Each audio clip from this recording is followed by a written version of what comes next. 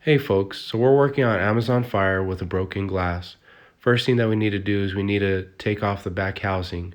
Once that's done, we need to disconnect the battery with the two Phillips screw heads that are nearby.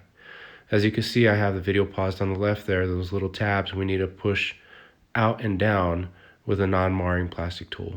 Once that battery is disconnected, we can lift up and then we can come over here to the screen tab. We want to lift the screen tab up, and then the little connector, we can pull that out, and there's an adhesive that sits right underneath that you want to warm that up as well. The power button, which sits right above that, needs to also become disconnected. Once that's done, you can warm up the front glass with either a blow dryer or some type of heating tool, and then go in and remove the glass. Once the glass is removed, I pause the video there so that way we can clean up the surface where the glass sits and get and clean out all those little holes. Once that's done, we can put down our two-sided tape if none has come with the package that you ordered.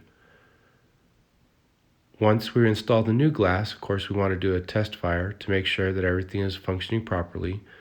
And for this, I went ahead and removed these screws first to kind of move the motherboard out of the way. I made sure everything that was working good, the power button, the volume up and down, and everything seemed to be okay.